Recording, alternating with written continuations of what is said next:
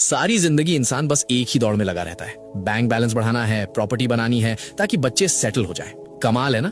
हम उस दौलत के लिए मेहनत करते हैं जो हमारे मरने के बाद हमारे ही बच्चों के दरमियान झगड़े और फसाद की वजह बन जाती है।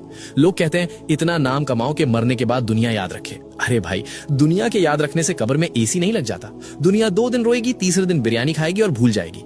असली इन्वेस्टमेंट वो नहीं जो बैंक में पड़ा है, बल्कि वो है जो आपके जाने के बाद भी आपके खाते में करेंसी यानी नेकियां भेजता रहे। अब जरा हकीकत सुनिए और गौर फरमाइए।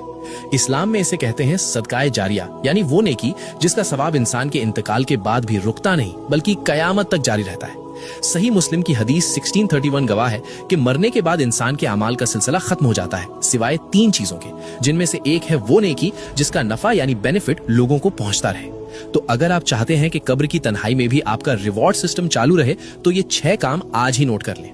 कुरान पाक, किसी को कुरान मजीद तोहफे में दे। जब जब वो पढ़ेगा हर हर्फ पे आपको सवाब मिलेगा।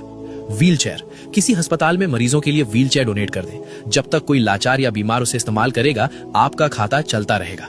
मस्जिद की तामीर में हिस्सा लें, ईंट रख दें या पंखा लगवा दें, ये अल्लाह का घर है, यहाँ इन्वेस्टमेंट कभी डूबती नहीं। पानी का इंतजाम, कोई कुआं खुदवा दें, बोरवेल लगवाएं या किसी पब्लिक जगह पे वाटर कूलर रख दें। जब भी कोई इंसान, परिंदा या जानवर अपनी प्यास बुझाएगा, आपकी रूह को ठंडक मिलेगी। दरख्त, एक पौधा लगा दें। जब भी कोई उसके साए में बैठेगा या उसका फल खाएगा, वो आपके लिए सदका बन जाएगा। और छठा रास्ता, जो इन सब में सबसे आसान है, वो है इल्म फैलाना। जैसे कि अभी आप ये पैगाम सुन रहे हैं। याद रखिए, कब्र का अंधेरा बहुत खौफनाक है। वहां कोई दोस्त, कोई रिश्तेदार, कोई बैंक बैलेंस काम नहीं आएगा। वहां सिर्फ यही छोटी छोटी नेकियां चिराग बनकर जलेंगी। मौत का कोई कैलेंडर नहीं होता, बुलावा कभी भी आ सकता है, इसलिए इंतजार मत कीजिए।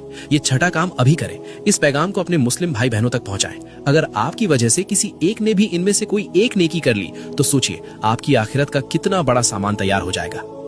आज आपने अपनी आखिरत के लिए क्या भेजा? कमेंट में अल्हम्दुलिल्लाह लिखें और शेयर जरूर करें।